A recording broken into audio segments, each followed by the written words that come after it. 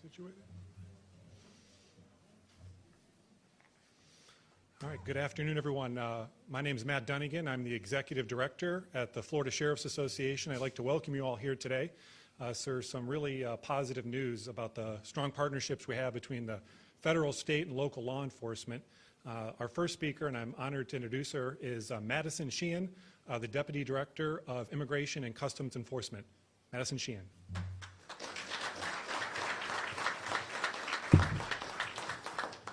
Good morning. Thank you all for joining us. Before we get started, I want to acknowledge the attack that happened in Dallas this week at our ICE facility and acknowledge the fact that we're praying for all the victims as well as the law enforcement officers that responded to the scene and acted heroically to continue to save more detainees' lives as we've seen footage come out in the recent days, but also working with the FBI throughout this investigation as we release more information to the American people.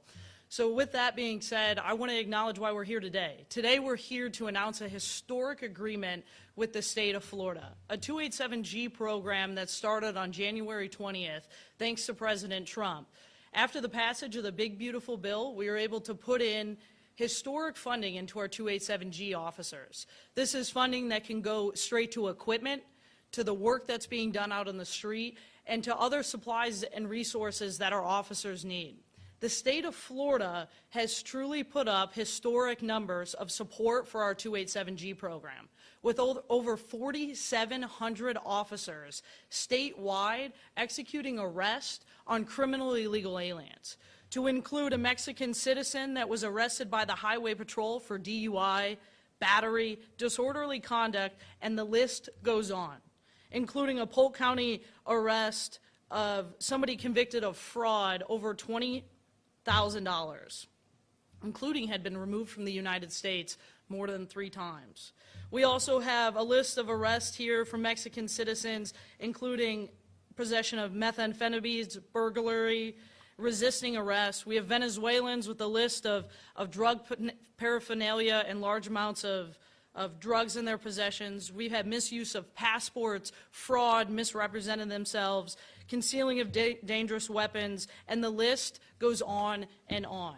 But then to Governor DeSantis' commitment to the people of Florida, we truly have a historic partnership, a partnership that we don't see anywhere else nationwide, a partnership that has made it a priority to make sure that President Trump's immigration policies and enforcement is enforced every single day. And I always remind people that the men and women of ICE enforce immigration law as it's written. They all go out every day to remove the worst of the worst from the streets of America. That's gang members, murderers, rapists, and the people of Florida are grateful for the work that Governor DeSantis, his state troopers, sheriffs, and everyone statewide continue to do on a daily basis. And so today we're going to announce funding that was able to go to the state and local law enforcement officers that will affect their bottom line and help them with more equipment, more transparency, and be able to affect immigration law nationwide. This is a partnership that we're here to brag about, a partnership that Governor DeSantis has made a priority, so that way we can let everyone know how important it is to be a part of our 287G program. This program not only goes after targeted criminal aliens, but it also goes out and looks for the unaccompanied minors who crossed the border in the previous administration. We know that we have over 100,000 to 500,000 minors who cross the border, and we are looking for those minors every single day, and we have worked to locate those nationwide, but in the state of Florida, we've seen a huge partnership with that, and I'm grateful for the state to be able to make that a priority and work with us. With that, I'd like to turn it over to Governor DeSantis, who's been a huge supporter of the men and women of ICE, who has had our back throughout this entire process, but also has gone out and done the work that's necessary for the American people and for the people of Florida to keep safe. Governor DeSantis? Thanks so much. Thank you. Well, thank you, Deputy Director. Welcome to Tallahassee. There'll be a lot of folks here watching TV tonight to see Florida State against Virginia, and I can tell you if they take care of business, next weekend is going to be wild here. It'll be undefeated Miami coming in, and probably the most significant game we have had in this state in a long time. I see JD, our lottery secretary, he played for the Seminoles in the glory days. And like last year, every time he'd see him, he'd just shake his head because, it was tough. But the year before was great. So people are really excited about that. And so, we wish them well tonight. And next weekend will be pretty crazy here in the Sunshine State. I also, just because, this is the type of guy I am, I do want to wish our First Lady a happy wedding anniversary, because that's our 16th anniversary today. Last year was 15. That's a pretty big milestone. And so I had all this great stuff planned. I mean, I really was planning something great. And those plans got interrupted by a young lady named Helene, who came screaming down the west coast of Florida.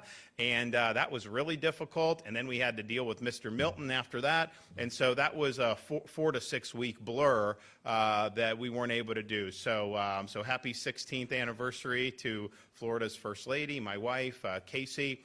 We love you. And I also want to thank everybody who's here. I see a lot of folks here in attendance who are working very hard on this. Mark Glass from FDLE has leaned in tremendously. They were right there with Director Kerner signing a 287G agreement literally on day one. As soon as DHS was in place under Donald Trump, they were ready, willing, and able to do that and step up. And I think our state agencies have really led the way on so many of this stuff. I also see our Chief Financial Officer, Blaise Ngolia. I want to thank him for what he's doing. He's helping within the confines of his office on the illegal immigration issue, but he, as a senator, really helped draft the legislation that we've put in place over these years that makes Florida the most effective state in offering support for the Trump administration in this really, really important mission.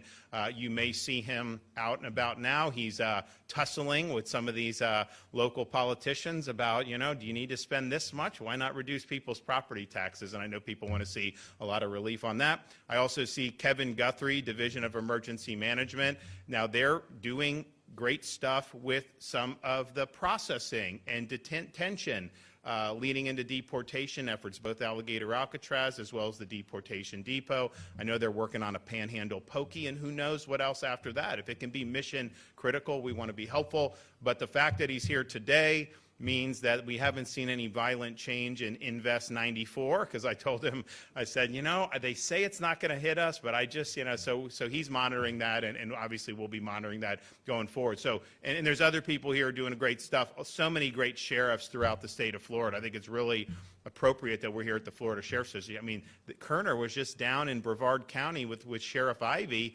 They got like 400 in a 4-day operation, 400 illegal aliens that were arrested and will be processed out of this country. Just incredible cooperation, local, state, and federal. So I'm glad that Florida stepped up for the 287G. I'm glad we imposed a legal duty, and the Attorney General was quarterbacking this as the Chief of Staff in my office when we did the special session. But the reality is, we do have a lot of folks that would want to be helpful. But when you have that duty, we say, here's the standard, all hands on deck, this is mission critical.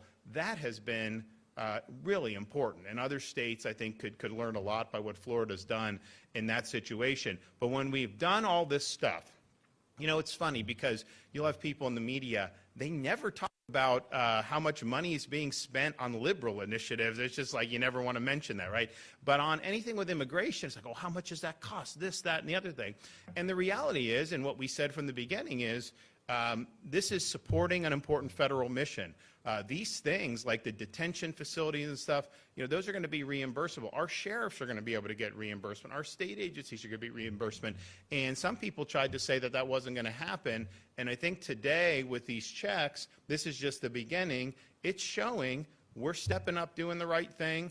We're putting our folks through the proper training. We're doing all this, but we have a great working relationship with both the Trump administration writ large, but particularly DHS and ICE, and they're doing what they said that they would do to be able to support all these agencies. And so the mission continues on this. I think we've got a lot of momentum. I mean, I was just able to visit the deportation depot within the last few weeks, I think, and the cadence of flights has picked up there. The cadence down at Alligator Alcatraz has picked up. And I said from the beginning, I don't want to be like, the New York City model was take somebody here illegally, pay for them to be housed in a luxury hotel indefinitely. We don't want that. We want ICE has to go through process, and so we can be helpful for the processing, staging, and then provide them a pathway to be able to return the illegal aliens to their home country. And so that's what we're doing. And we, of course, won in court on Alligator Alcatraz. I know they're going to keep filing lawsuits on anything we do, but we're very confident that we're going to continue to be in the right on all of that. So thanks a lot. It's really been a great effort. And I can tell you, with the leadership that we have at ICE, with Tom Homan being there, all the different things, and obviously President Trump's vision and policy that he set out at the beginning, the difference between where we're dealing with in 2025 compared to 21, 22, 23, 24, I mean, it couldn't be more stark.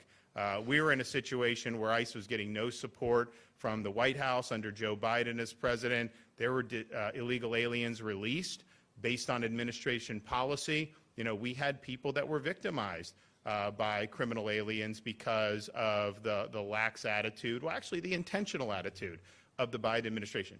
Times have changed. This is an important mission. You have all hands on deck, and we want to make sure that coming to America is done lawfully. We want to make sure that our borders matter and that the laws of our state are upheld. And the final thing I'm going to say is this. Florida is not Portland. If you think you can go and launch attacks against ICE agents in this state, you got another thing coming.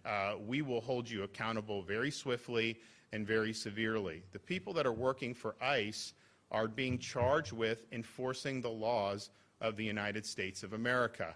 You know, we have a process where if you don't like those laws, you can elect people that will try to change those. But what you don't do is take the matters into your own hands and launch attacks against people that are simply doing their job. And I was here for the 4 years when the border was left open, laws weren't being enforced. They never changed the law. They never actually delivered. They wanted an amnesty, but they never did it in law. It was a de facto amnesty because they knew if they campaigned on that, they would lose even worse. And so the American people have spoken. They want the border enforced, and they want interior enforcement of the laws of this land. And that's what the men and women who work for DHS are doing with our support. It's an important mission, but it's a mission that flows from the laws that are in place in this country and the election results that occurred in November of 2024. So we stand with the folks who are wearing the uniform.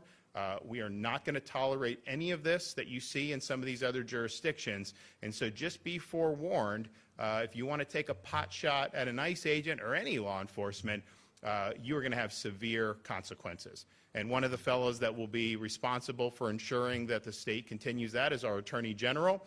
James Uthmeier has done as much in a short period of time as anyone I can remember who's been serving in that office. And of all the issues that he's tackled, and there have been very many, I don't think you have an Attorney General anywhere in the country that's been more strong on helping advance President Trump's agenda on securing our border and making sure our immigration laws are enforced. And so it's an honor for me to be able to bring him up to the podium now.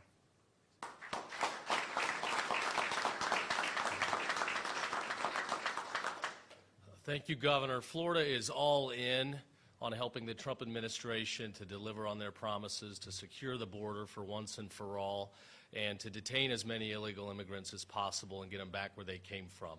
All of our agencies, working with all of our state law enforcement, all of our sheriffs, that only happens because of the leadership of Governor DeSantis at the top.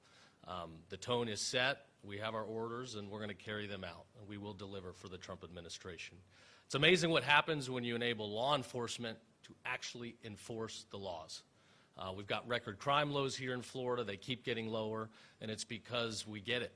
If you support law enforcement, if you give them the tools they need to be successful, and then let them go do their job, they will protect our families and they will keep us safe. Just last week in Polk County, we announced over 240 arrests in a human trafficking child predator sting, and 48 of those arrested were illegal immigrants. 48. Every week we have one of these stings, whether it's drug trafficking, human trafficking, and there's always a large number of people that are illegal immigrants. And it shows, it highlights the dangers that came in through the open border. the large amounts of crime that came in through the open border. Now, not everybody is malicious that's here illegally. I get that. And to those people, I say, take the federal government up on their offer, the $1,000 and the free flight back to where you came from, where you remain eligible to come into this country lawfully. And for those out there that are evil, that are malicious, here in Florida, we're coming for you. Now to our leadership at ICE, thank you. It's been a great partnership. I reiterate what the governor said. If anybody out there is trying to intimidate, threaten, or obstruct the ability for our federal law enforcement partners to do their job, we will be watching and we will hold you accountable.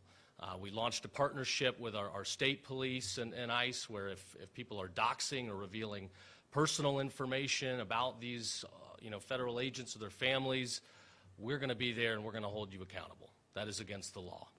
And by God, if you injure or attempt to target one of these officers, we will prosecute you to the absolute fullest. So I conclude by thanking our law enforcement. We've got the best state law enforcement, the best sheriffs in the country. They work together every day to make this the safest state to raise a family. It's been an honor to have their backs. Our highway patrol is up and down the state. You see them on the side of the road. You see them doing the Lord's work, enforcing the law, and it's an honor to support them. So with that, I'll introduce Director Dave Kerner that oversees the highway patrol.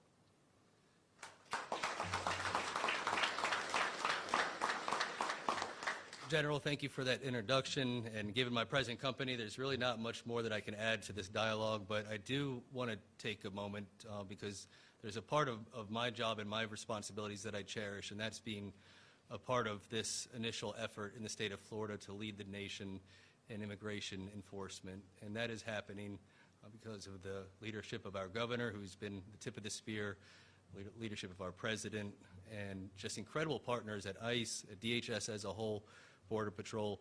The governor mentioned that I just returned 2 hours ago. The colonel and I were on the ground in Brevard County with Sheriff Wayne Ivey. We apprehended over 400 illegal immigrants in 4 days. It wasn't just state troopers, it was agriculture officers. Colonel, excellent job. ABT agents, secretary, doing amazing work. It's FWC on the coastline doing their mission. It's FDLE targeting these criminal illegal aliens and going and grabbing them out of their places of work or home, wherever they're at. Lottery was out there with us. It was an amazing experience. But I say all that to say that we cherish the opportunity to be a part of the creation of this amazing program. It is working.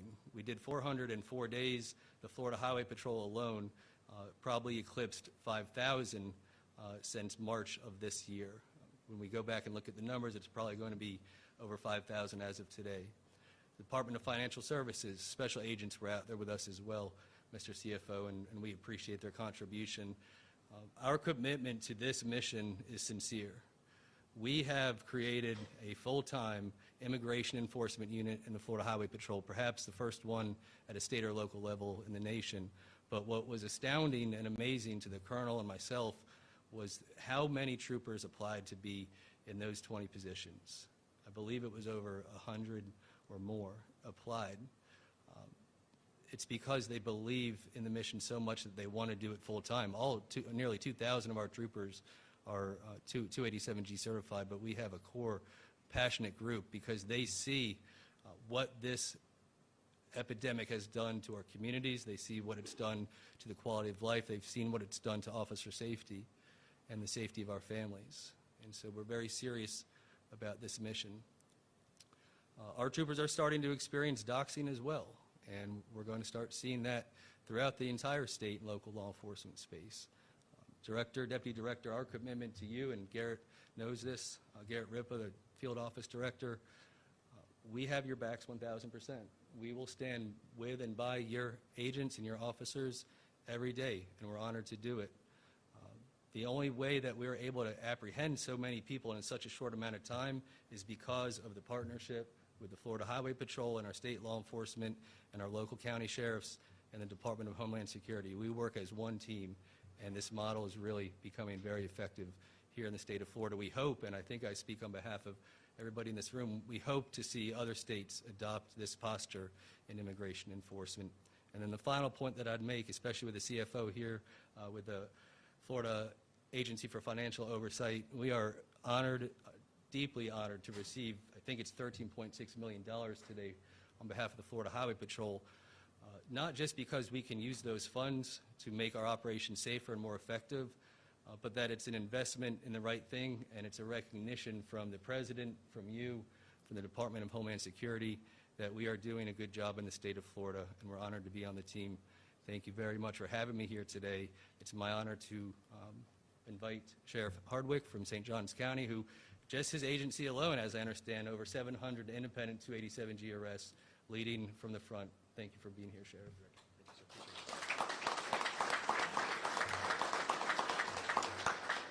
Good afternoon, everybody. Governor, Deputy Secretary, AG Director, our Executive Director from the FSA. I'll be honest with you. I had a notebook here where my entire staff, Logan, worked on prepared statements. If you know who Rob Hardwick is and how we do law enforcement in St. Johns County, it's a waste of time reading it to you. I'm going to tell you from the heart of what is going on in the state of Florida. And I'm going to tell other states to pay attention, because it starts right here. For us to stand side by side, because we're missing people that are standing shoulder to shoulder with me. This colonel right here, this CFO right here, this FDLE man right here, our FDEM director right here. We stand shoulder to shoulder in the state of Florida. And Governor, it starts with you, sir. We got directions from the President of the United States to move forward with a mess that we had going on that was happening the previous 4 years. And we rolled our sleeves up in the great state of Florida, and all 67 sheriffs, no matter what your political background was, your race, creed, color, religion, sexual orientation, age, we stood side by side with the governor of the great state of Florida and said, we are all in, ma'am. We're all in the 287G program. I think as of today, 4,700 law enforcement officers in the state currently hold what they call a DIO status, Designated Immigration Officer. That's our partnership and commitment. But what we also did, sir, was we stepped up with our federal partners and said, you're going to reimburse us. We've heard that a lot of times, Deputy Secretary, before the President of the United States was current in office, and the governor supported us financially over the years because we never could wait for any more funding. We just drove forward with the mission. But, ma'am, you have stepped up, and a lot of these agencies, and I know it's not you, it's you and your amazing team, but we have got paid over the last 4 days, 3 or 4 days, with more coming in. The deputy or director says $13 million for our troopers, unfunded liability, but that's exactly what happened. But as we work together on this mission is not over. We're at the beginning of a long journey together. Our law enforcement officers are being threatened, shot at in the state of Texas, trying to murder us. We're not backing down in the state of Florida. I recommend the other states take a picture of what's going on today. Our governor stands behind us. The Deputy Secretary of ICE stands with us. Our CFO, our Commissioner of Agriculture, our AG's office. We stand shoulder to shoulder in the great state of Florida. So here's to my brothers and sisters that don't have the privilege of working in my state, our state, Governor DeSantis' state. I recommend you get on board because you're behind the 8 ball.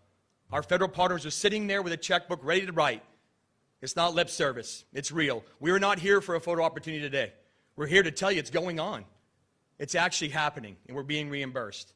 Governor, on a personal note, my wife, Kendall, and I got to thank you. The First Lady and yourself have been nothing but hands down supportive of the St. Johns County Sheriff's Office and our vision of what we got going on. It's been personal, sir, and you've taken care of us.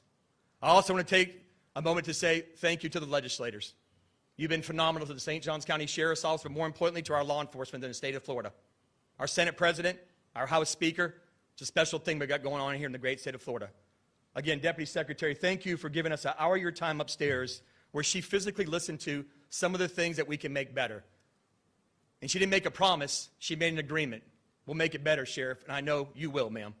Without further ado, ma'am, I know you asked to come back to the podium, but thank you. God bless America, and God bless the free state of Florida. God bless America.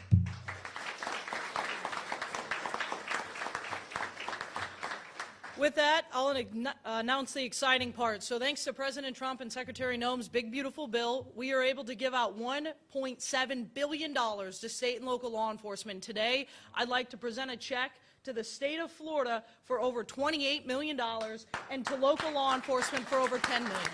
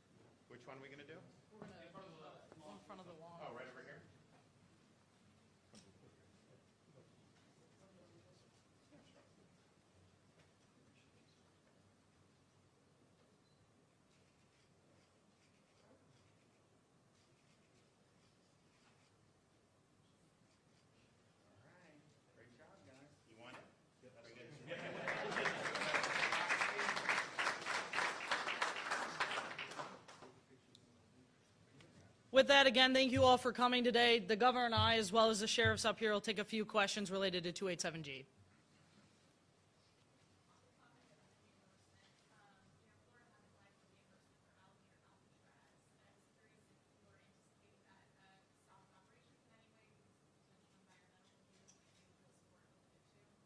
So Alligator Alcatraz is actually funded by a FEMA grant that the Biden administration used to bring aliens into this country. We're using it to remove criminal illegal aliens, but I'll turn it over to the governor to provide more information about Alligator Alcatraz. Well, so this is something that is it's the Dade Collier Airport. It is not a federal facility, and it is being staffed and run by folks under state control. So we don't have to do an environmental impact statement. There is no environmental impact because that would conflict with our overall policy agenda that we've spent so much money to help restore the Everglades and actually have done more than anyone's ever been able to do. And President Trump's helped on that, by the way, because we did a deal this summer with the Army Corps of Engineers where they're delegating some of these projects to us. We can move quicker. So we already opened one of the pump stations. We're going to do another one very soon. Under Biden, this was going to take till 2034. We're now moving that 5 years earlier where we'll have these SERP projects completed, and that's amazing. So we're doing great work there, but this is just a way to try to throw sand in the gears. This was a very liberal judge that did this. And so if you look at what the appeals court did, they stayed the injunction, which we obviously expected, but they did even more. They took the case away from the judge for now.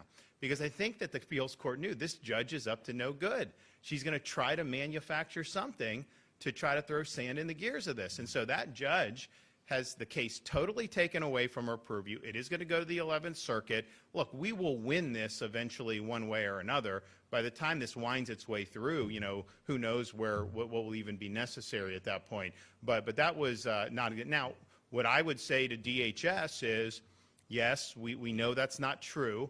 We know we know the state doesn't need to do it, but I think our view is we'll just go ahead and do one real quick. I mean, in this way, it totally moots. Even if they have a 10% chance of winning, it'll moot that out. But they're not going to do it. And I said when this happened that the result would be the result. And for people that follow what we do in Florida, this is nothing new. I mean, I can list you things. I could be here for 30 minutes listing examples of when trial court judges have said something that we did is somehow wrong, and then it goes to appeal, and we win on appeal. And that is, we have a very good track record on appeal at the 11th Circuit and here in the state courts in Florida. So I don't think that that's going to end up. That district judge's opinion was rightfully stayed. I do think it'll be fully reversed.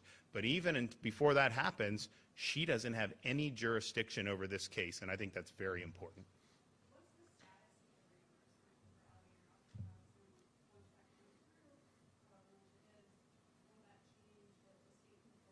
I don't think so, but the reality is what I said from the beginning on this. We will get reimbursed eventually. Sometimes these things, although I saw Tom Homan the other day, and he's just like, send us your reimbursements. We got a lot of money now. We want to help you guys. So that'll happen, and I know Kevin is working with them on doing that. I don't think it really changes anything because it's still state property and it's a state mission. I mean, just think about it. Almost any state institution can sometimes get some federal funding. I mean, universities, law enforcement agencies. So what? They're going to have to do environmental impacts? Of course not. Federal government doesn't have the jurisdiction to impose that on us. That'd be commandeering. So you don't have to do that. So I don't think it's going to really change things. But at the same time, they have time where they could do a very quick impact statement. That's the thing. It was portrayed in the media like, oh, they're stopping it because there's actual environmental concerns. No. It was a report. It was a procedural thing that the judge hung her hat on, and I don't think it's valid, but I also know that if they were to just do it, we know what the result of that report would be, and then it kind of moots out that argument. And there's going to be other things that they're going to try to do on this. But I will say, the cadence is good out of there. They're moving detainees out of there. They're moving people out of Deportation Depot.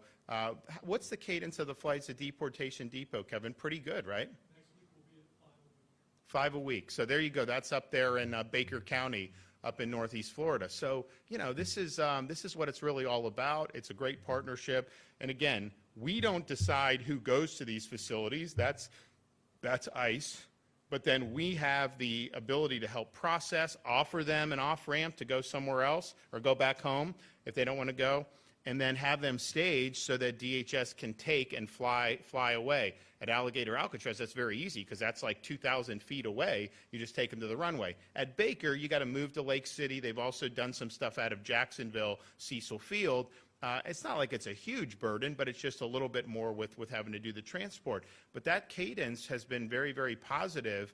And so this is a really good example of locals cooperating with state on a mission, but then the feds cooperating with us to be able to get this done. And it really is a model, I think, for the rest of the country. And I've said the reason why I did this back in January is because I said, President has a mandate on this issue. He's articulated a vision. Just with what the federal government has now, at the time, even with more resources now, they are not going to be able to achieve that vision if local and state are not on board with this. And so we viewed it as really important that we did it. I don't think it could be fully successful in Florida without our police chiefs, our sheriffs, and our state agencies working in lockstep, and that's what we're doing.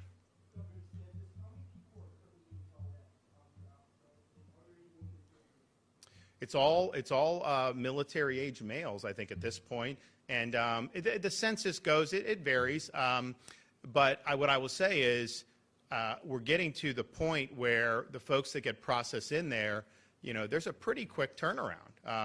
And that was the vision from the beginning.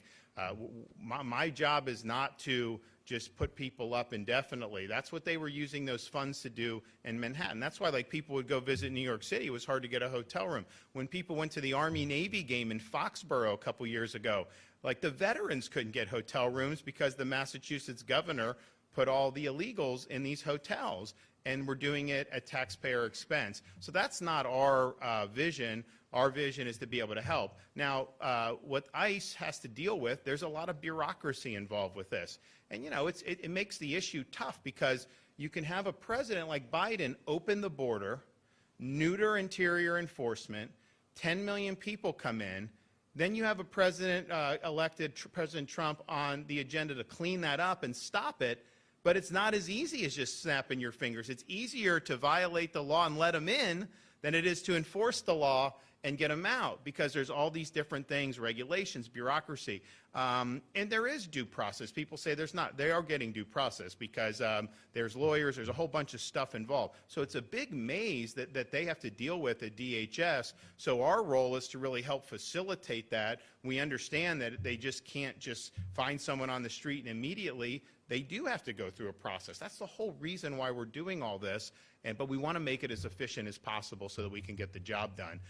Do you have anything more to add before you head up? So, but this is very quick turnaround. I mean, for the federal government to turn around money this quickly, I don't know that that's ever happened And so we're appreciative of it. But honestly, we did expect it because I knew when we would talk to the administration, this was something that was not questionable. They were going to be there. They were going to be helpful, and they appreciate everything that we're doing in the state of Florida. So I hope everybody has a good weekend. What is it, 7:30 kickoff tonight in Charlottesville? Should be an interesting game. Take care.